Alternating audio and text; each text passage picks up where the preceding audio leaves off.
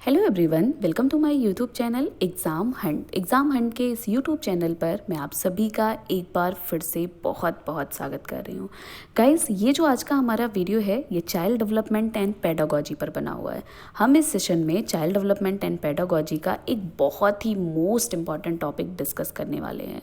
और ये जो टॉपिक आज मैं डिस्कस करूँगी ना, वो अगर आप टीचिंग एग्ज़ाम की प्रिपरेशन कर रहे हो, कोई भी वो आपका टीचिंग एग्ज़ाम होगा, उसके लिए आपका ये टॉपिक बहुत ज़्यादा इम्पॉर्टेंट होने वाला है। और हाँ, अगर मैं जो आपको पढ़ाऊँगी वो आपको समझ में आता है तो वीडियो को लाइक करना, चैनल को सब्सक्राइब करना, बेल आइकन दबाना और इसे अपने दोस्तों के साथ ज़्यादा से ज़्यादा शेयर करना बिल्कुल मत भूलिएगा। और अगर कोई भी पॉइंट ऐसा होता है जो आपको नहीं समझ में आता है तो वो भी कमेंट बॉक्स में पूछ लेना भी बिल्कुल मत भूलिएगा, क्योंकि जब आप अपने डाउट्स को पूछोगे और मैं आपको बताऊंगी तभी तो मुझे लगेगा कि हाँ भाई, आप पढ़ रहे हो और आपको ये चीज़ नहीं समझ में आया था। तो चलिए फिर देखते हैं कि आज हम इस सेशन में चाइल्ड डेवलपमेंट का वो कौन सा मोस्ट इम्पॉर्टेंट टॉपिक है जो कि हम पढ़ने वाले हैं। तो आज का जो हमारा टॉपिक है वो जीन पियाजे को लेकर है। आपको पता है कि जीन पियाजे एक बहुत ही मोस्ट इम्पॉर्टेंट टॉपिक है। हम इस वीडियो में जीन पियाजे से रिलेटेड जितनी बातें होंगी वो सारी बातें डिस्कस करेंगे। ये वीडियो आपका 2 पार्ट में होगा। एक में हम जीन पियाजे के परिचय, उन्होंने जो कुछ शब्द दिए थे उनसे रिलेटेड हम बातें करेंगे, और जो हमारा सेकंड वीडियो होगा उसमें हम संज्ञानात्मक विकास की अवस्था के बारे में डिस्कस करेंगे। तो चलिए फिर डिस्कस करते हैं जीन पियाजे को लेकर बहुत सारी इंपॉर्टेंट बातें। तो सबसे पहले हम इनके जो है परिचय की बात कर लें कि भाई जीन पियाजे कौन थे, इनका अन्य नाम क्या था, ये मूल रूप से क्या थे। तो देखिए, जीन पियाजे अगर आपसे कभी भी पूछा जाए कि ये कहाँ के मनोवैज्ञानिक थे तो क्या बताओगे? स्विट्जरलैंड, मतलब ये स्विस के क्या थे? मनोवैज्ञानिक थे। और इनका अन्य नाम क्या है? जैसे हम इन्हें क्या कहते हैं, हिंदी में इन्हें जीन पियाजे कहते हो ना, वैसे ही इंग्लिश में इन्हें क्या कहा जाता है?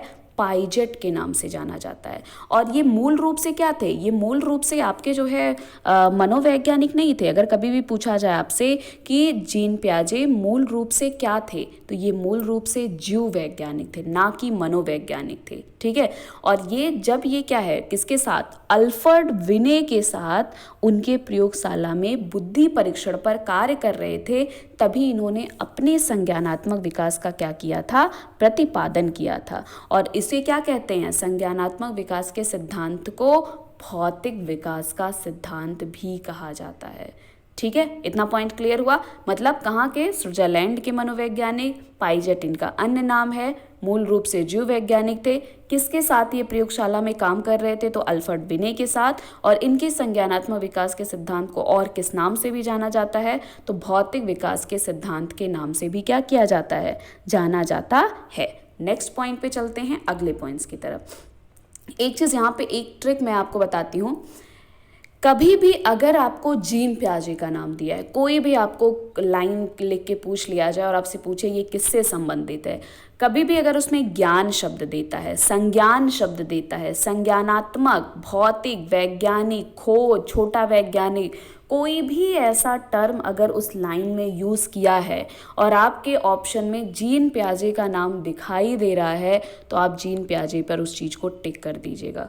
मतलब आपके 95% वो क्वेश्चन आपका सही जाएगा, क्योंकि ये सारे टर्मों का प्रयोग अगर किसी ने किया है तो वो आपके जीन पियाजे ने किया है। आप देखिए नेक्स्ट पॉइंट क्या है इनके लिए, कि इन्होंने बुद्धि की जगह, बुद्धि जो शब्द होता है ना, बुद्धि को इन्होंने बुद्धि नहीं कहा था, बल्कि बुद्धि की जगह इन्होंने एक शब्द यूज किया था। वो शब्द क्या था? स्कीमा शब्द था। आपसे पूछा जाता है कि कौन से मनोवैज्ञानिक ने बुद्धि की जगह स्कीमा शब्द का प्रयोग किया, तो जीन पियाजे ने। या फिर जीन पियाजे ने बुद्धि की जगह किस शब्द का प्रयोग किया था? तो स्कीमा शब्द का इन्होंने क्या किया था? प्रयोग किया था। और इन्होंने कहा था कि बालकों का बुद्धि का विकास किस ढंग से होता है, ये जानने के लिए इन्होंने अपने स्वयं के बच्चे को खोज का विषय बनाया था।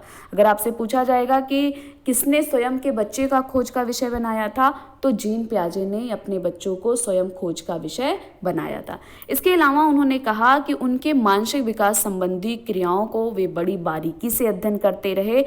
इस अध्ययन के परिणाम स्वरूप उन्होंने जिन विचारों का प्रतिपादन किया उन्हें पियाजे के मानसिक या फिर संज्ञानात्मक विकास के सिद्धांत के नाम से जाना जाता है। मतलब भाई इन्होंने अपने बच्चे को प्रयोग का विषय बनाया, उस पर अपने हिसाब से जैसे जैसे जैसे जैसे उनमें अवस्था के हिसाब से परिवर्तन होता रहा उन सब का इन्होंने अध्ययन किया और फिर इन्होंने क्या किया, उसका प्रतिपादन किया, जिसे मानसिक या फिर संज्ञानात्मक विकास के सिद्धांत के नाम से क्या किया जाता है, जाना जाता है। ठीक है, अब देखिए जीन पियाजे ने वैसे दो सिद्धांत दिए थे, एक इनका तो संज्ञानात्मक विकास का सिद्धांत था ही और एक इन्होंने नैतिक विकास के सिद्धांत दिए थे। ठीक है, लेकिन आपको जो पढ़ना होता है जीन पियाजे का वो आपको संज्ञानात्मक विकास का ही सिद्धांत पढ़ना होता है, नैतिक विकास का सिद्धांत नहीं पढ़ना होता है। तो और इन्होंने जो संज्ञानात्मक विकास का सिद्धांत दिया था ना, इन्होंने कहा था, पियाजे ने भाई अब दे रहे हैं तो कुछ कहेंगे भी ना उससे रिलेटेड, इन्होंने अपने सिद्धांत को लेकर कहा कि बालकों में वास्तविकता के स्वरूप के बारे में चिंतन करने तथा उसे खोज करने की शक्ति ना तो सिर्फ बालकों की परिपक्वता स्तर पर और ना ही सिर्फ उनके अनुभव पर निर्भर करती है, बल्कि इन दोनों के अंतःक्रिया द्वारा निर्धारित होती है। क्लियर हुआ पॉइंट? मतलब जो बालक का जो वास्तविक स्वरूप होगा उसमें चिंतन खोज करने की जो शक्ति होगी वो जैसे जैसे बालक होता जाएगा, जैसे जैसे बड़ा होगा वो एक दूसरे से संबंधित होगा। शैशवावस्था में कुछ और उसमें परिवर्तन होंगे, बाल्यावस्था में कुछ और एक दूसरे से मतलब वो उनसे क्या होगा, रिलेट होकर चलेगा, वो उनसे क्या होगा, अंतः संबंधित होगा। ऐसा नहीं होगा कि वो अलग है वो अलग है, ऐसा जीन पियाजे जी का कहना था। ठीक है, पॉइंट्स क्लियर हुआ? अब देखिए इन्होंने कुछ प्रमुख संप्रत्यय दिए, मतलब कुछ प्रमुख शब्द दिए थे अपने जो इनकी संज्ञानात्मक विकास का सिद्धांत था उसको लेकर, जिससे आपके एग्जाम में क्वेश्चन बहुत पूछा जाता, बहुत ही इंपॉर्टेंट चीज़ है। जैसे देखिए पहला इनका शब्द था अनुकूलन। अनुकूलन मतलब समझ रहे हो ना, अनुकूलन का मतलब होता है भाई वो तो बालक में जन्मजात क्षमता होती है। मतलब आप ये कह सकते हो कि आपका जो वातावरण है उसके साथ जो एक सामंजस्य आप स्थापित कर लेते हो, उसके साथ जो एक आप एडजस्टमेंट कर लेते हो, वही आपका क्या कहलाता है, अनुकूलन कहलाता है। लेकिन ये जो आपका अनुकूलन होता है, जो आप वातावरण के साथ सामंजस्य स्थापित करते हो, ये भी आपके दो तरीके से होते हैं। एक आपका क्या होता है, आत्मसात्करण होता है और दूसरा आपका क्या होता है, समायोजन होता है। मतलब जो आप में वो जन्मजात क्षमता थी वातावरण के साथ सामंजस्य स्थापित करने का, वो भी आप दो तरीके से करोगे, एक आत्मसात्करण द्वारा करोगे और दूसरा किसके द्वारा करोगे, समायोजन के द्वारा करोगे। तो चलो देखते हैं कि क्या है भाई आत्मसात्करण और क्या है आपका समायोजन। तो देखिए आत्मसात्करण में क्या कहता है कि जब कोई बालक अपनी नई परिस्थिति में आता है, जैसे मान लीजिए हम है ना, हम किसी नई परिस्थिति में गए, नई जगह पे गए, तो हम क्या करते हैं, तो वह पूर्व प्रतिस्थापित प्रतिरूप के आधार पर व्यवहार करता है। मतलब क्या हुआ कि हम क्या करते हैं, जैसे हम पहले व्यवहार करते थे उसी तरह हमने क्या किया, व्यवहार करने की कोशिश की। ठीक है, मतलब हमने अपने व्यवहार में कोई परिवर्तन नहीं किया। यही आपका क्या है, आत्मसात्करण है। मतलब जैसे हम थे, हम कहीं पहुँचे, हम वैसे ही वहाँ पे प्रेजेंट हों, हम अपने आप को परिवर्तित ना करें, हम आपको अपने आप को दिखाने ना लगें, वही आपका क्या कहलाता है, आत्मसात्करण कहता है। जैसे अगर हम साधारण शब्द में कहें, आपको और समझाने की कोशिश करें, तो आप ये कह सकते हो कि पूर्व की परिस्थिति में प्रयोग किए गए व्यवहार को नवीन परिस्थिति में प्रयोग करने पर सामंजस्य स्थापित होता है। तो आपको उस व्यवहार में कोई परिवर्तन करने की आवश्यकता नहीं होती है। क्लियर हो गया? मतलब आप अपने व्यवहार में परिवर्तन ना करिए, जैसे आप यहाँ पे हैं वैसे ही आप वहाँ पे रहिए, वही आपका क्या कहलाता है, आत्मसात्करण कहलाता है। पॉइंट क्लियर हुआ? नेक्स्ट है आपका समायोजन। समायोजन क्या कहता है कि नवीन परिस्थिति में पूर्व में किए गए व्यवहार कर यदि सामंजस्य स्थापित नहीं होता है, तब पूर्व में किए गए व्यवहार के प्रतिरूप में बदलाव या परिवर्तन बालक करता है, इसे ही आप समायोजन कहते हो। जैसे मान लीजिए हम कहीं जाते हैं, ठीक है, अगर हम जैसे यहाँ पे थे वैसे ही वहाँ रहने की कोशिश कर रहे हैं, वैसे ही हम वहाँ पे रहे और हमें मतलब कोई प्रॉब्लम नहीं हो रही है इस तरह से रहने में, तो वो हमारा क्या था, वो हमारा आत्मसात्करण था। लेकिन हम क्या करें, जब हमने नवीन परिस्थिति में हम पहुँचे तो हम जैसे हमारा व्यवहार पहले था, जब हम उस तरह से वहाँ पे व्यवहार करने की कोशिश किए तो एक सामंजस्य स्थापित नहीं हो पा रहा था, ठीक है, हम अपने आप को वहाँ पे एडजस्ट नहीं कर पा रहे थे। तो हमने क्या कर लिया, हमारा जो व्यवहार था उसमें हमने क्या कर लिया, बदलाव कर लिया, हम उनके अकॉर्डिंग रहने की कोशिश किए, ठीक है। तो वही आपका क्या कहलाता है, समायोजन कहलाता है। पॉइंट क्लियर हुआ, समझ में आया? अगर डाउट होगा तो कमेंट बॉक्स में ज़रूर पूछ लीजिएगा, और अगर वीडियो पसंद आएगा तो भाई लाइक करना, चैनल को सब्सक्राइब करना, बेल आइकन दबाना और इसे अपने दोस्तों के साथ ज़्यादा से ज़्यादा शेयर करना बिल्कुल मत भूलिएगा। और अगर वीडियो पसंद नहीं आएगा तो वो भी कमेंट करके ज़रूर बताना कि मैम इसलिए नहीं पसंद आया है, ताकि जो भी भाई मुझसे रहे, जहाँ पे भी प्रॉब्लम हो रही हो होगी आपको, वो चीज़ मैं सुधार कर सकूँ, ठीक है ना। देखो सेकंड है, इतना समझ में आ गया क्या था अनुकूलन। अब सेकंड है आपका साम्य धारण, जिसको हम क्या कहते हैं, संतुलीकरण कहते हो। मतलब कहा जाता है कि जब बालक ना तो आत्मसात्करण द्वारा, मतलब क्या है कि ना जैसे था वैसे रहने की कोशिश किया और ना ही अपने व्यवहार में जो परिवर्तन किया उसके अकॉर्डिंग, ठीक है, मतलब ना तो आत्मसात्करण द्वारा ना समायोजन द्वारा आपका सामंजस्य या फिर अनुकूलन स्थापित कर पाता है, तब वो आत्मसात्करण व समायोजन के बीच संतुलित स्थापित करता है। इसी प्रक्रिया को क्या कहते हैं, साम्य धारण कहते हैं। मतलब जब वो ना तो आत्मसात्करण के द्वारा कोई मतलब उसमें अपने आप को एडजस्ट कर पा रहा है और ना ही उसने अपने आप को परिवर्तित किया तब उसमें वो एडजस्ट कर पा रहा है, तो वो एक बीच का रास्ता निकालता है, दोनों के बीच में एक संतुलन स्थापित करता है। इसे ही क्या कहते हैं, साम्य धारण या फिर संतुलीकरण। मतलब आप बीच का कोई रास्ता निकालते हो, भाई ऐसे भी नहीं हो पा रहा है, ऐसे भी नहीं हो पा रहा है, तो कुछ बीच का रास्ता निकाल कर उसको क्या करते हैं, काम खत्म करते हैं। वही आपका क्या कहलाता है, साम्य धारण। तो ना जब बालक ना आत्मसात्करण द्वारा या समायोजन द्वारा सामंजस्य या फिर अनुकूलन स्थापित कर देता है, तब वह आत्मसात्करण और समायोजन के बीच संतुलित स्थापित करता है। इसी प्रक्रिया को हम क्या कहते हैं, साम्य धारण या फिर संतुलीकरण कहते हैं। पॉइंट क्लियर हुआ। अगला हमारा टर्म है संरक्षण।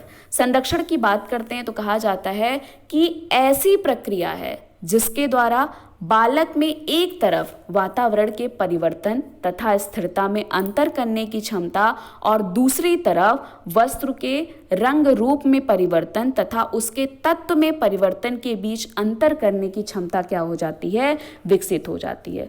मतलब आप ये कह सकते हो कि बालक अब बड़ा हो गया है, ठीक है, अब उसको ये समझ में आने लगा है कि वातावरण हमारा, हमको गर्मी लग रही है, हमको ठंडी लग रही है, तो देखो वो उसी तरह से बिहेवियर करने लगता है, उसको रंग रूप में परिवर्तन दिखाई देने लग रहा है, उसको तत्वों के बीच में अंतर करना आ रहा है। यही आपका क्या कहलाता है, संरक्षण कहलाता है। समझ में आया? मतलब संरक्षण क्या है, ऐसी प्रक्रिया है जिसके द्वारा बालक में एक तरफ वातावरण के परिवर्तन तथा स्थिरता में अंतर करने की क्षमता और दूसरी तरफ वस्तु के रंग रूप में परिवर्तन तथा उसके तत्व में परिवर्तन के बीच अंतर करने की क्षमता जो विकसित होती है, वही आपका क्या कहलाता है, संरक्षण कहलाता है। अगला हमारा है संज्ञानात्मक संरचना। ठीक है, संज्ञानात्मक संरचना में क्या कहते हैं कि भिन्न भिन्न उम्र में बालकों की संज्ञानात्मक संरचनाएं क्या होती है, भिन्न भिन्न होती है। जैसे एक 10 वर्ष का बालक है अगर और एक 4 वर्ष का बालक है, तो उसमें जो सोचने समझने की क्षमता होगी ना, वो अलग अलग होगी। 10 वर्ष का बालक जो आपसे सोच समझ के जो बातें बोलेगा उसका वो अलग मतलब होगा, लेकिन 4 वर्ष का बालक जो आपसे बातें करेगा, जो आपसे बोल रहा है, उसका अलग मतलब होता है। तो संज्ञानात्मक संरचना में जीन पियाजे क्या कहते हैं कि मानसिक योग्यताओं के जो सेट को ही इन्होंने संज्ञानात्मक संरचना कहा है।